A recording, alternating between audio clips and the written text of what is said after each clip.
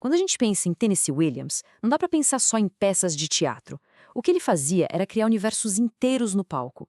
Sabe, universos cheios daquele calor que sufoca, de desejos que não podem ser ditos e da beleza meio trágica de pessoas que estão ali, ó, por um fio. A gente vai mergulhar fundo em como ele conseguiu capturar a alma do sul dos Estados Unidos e transformar isso num drama que, nossa, é inesquecível.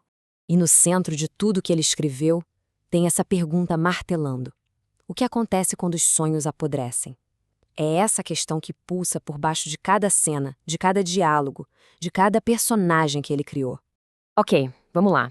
Para entender o Williams de verdade, a gente precisa primeiro sentir a atmosfera que ele criava como ninguém. É um lugar onde o passado, sabe, ele se recusa a morrer e fica ali, assombrando o presente. Esse é o tal do gótico sulista. Mas ó, esquece fantasma e monstro. O terror aqui é psicológico. Ele nasce dos segredos de família, daquela repressão social pesada e da decadência de uma elite que, de repente, não era mais nada. E esses 4 elementos aqui, eles são os pilares desse mundo. O calor não é só do clima, é a pressão emocional fervendo por dentro. A memória não é um lugar bom para se visitar, é uma armadilha. O desejo é uma força perigosa, quase sempre proibida. E a decadência? Bom, ela está em todo lugar. Nas casas caindo aos pedaços e na alma de quem mora nelas. Mas quem era o homem por trás dessas histórias? Tennessee Williams não estava só olhando de longe, não. Não, ele era um de seus personagens. A vida dele e a arte dele estavam, assim, completamente amarradas uma na outra. A própria vida dele de se sentir um estranho no ninho, por causa da família, da sexualidade, da sensibilidade, deu a ele uma empatia absurda pelos marginalizados. Ele conseguia ver beleza na fragilidade e uma certa nobreza naqueles que a vida já tinha derrotado. Agora, vamos ver como esses temas todos ganham vida em 3 das suas obras mais geniais. Pensa que cada peça é uma janela para um canto diferente daquele sul que ele queria mostrar pra gente. A primeira é A Margem da Vida. O próprio Williams chamou de peça de memória. Isso quer dizer que a história não é contada como se fosse um fato, mas como uma lembrança, toda embaçada pela culpa e pelo arrependimento de quem narra. O conflito aqui é todo interno, silencioso. É a briga de uma família que não consegue de jeito nenhum sair das próprias ilusões. A Laura e sua coleção de bichinhos de vidro são a metáfora perfeita para isso.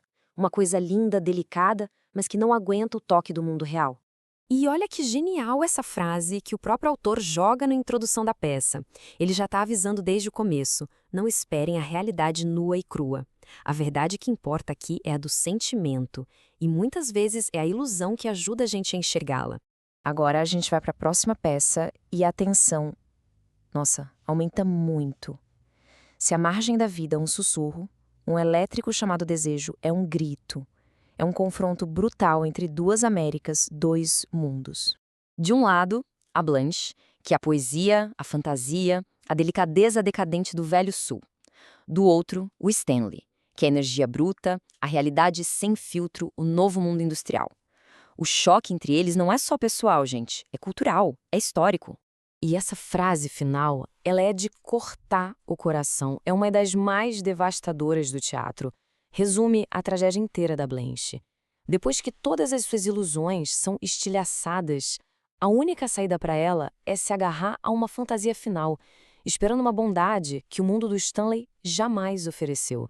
E por último, Gata em Teto de Zinco Quente.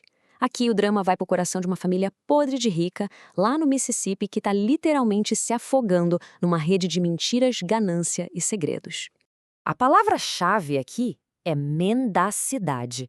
É a hipocrisia que cola essa família. Todo mundo mente sobre a doença terminal do patriarca, o Big Daddy, mente sobre o casamento, sobre o que realmente querem. A peça mostra como essa mentira vai corroendo tudo por dentro. Só sobra ressentimento. Essa fala da Meg, a gata, explica a peça inteira. É sobre sobrevivência. É sobre se agarrar com unhas e dentes numa situação que é insuportável. Porque a outra opção é simplesmente cair. É um nada. Então, qual é o ponto aqui? Olhando para esse resumo, a gente vê um padrão muito claro. Williams sempre volta para essa briga entre ilusão e realidade. E os personagens dele são esses arquétipos sonhadores frágeis, aristocratas que perderam tudo, sobreviventes encurralados, todos lutando para se encaixar num mundo que parece não entendê-los. E isso tudo leva a gente para a pergunta final. Por que essas peças, que falam de um tempo e um lugar tão específicos, continuam mexendo tanto com a gente hoje? Qual é o verdadeiro legado de Tennessee Williams? Bem, o impacto dele foi imediato, foi avassalador. Em pouco mais de uma década, ele simplesmente virou o teatro americano de cabeça para baixo. Ganhou os maiores prêmios que existem, como dá para ver aqui, e cravou o seu nome como uma das vozes mais importantes do século XX. Mas o legado dele vai muito além dos prêmios. Williams ensinou que existe uma poesia profunda na dor humana.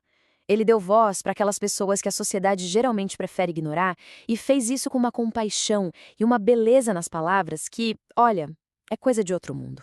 E isso tudo deixa uma provocação final. Williams não teve medo nenhum de cavucar as verdades mais desconfortáveis do tempo dele. E hoje? Quais são as verdades que a gente evita? Quais são os personagens que estão aí, na margem, e que precisam que a sua história seja contada?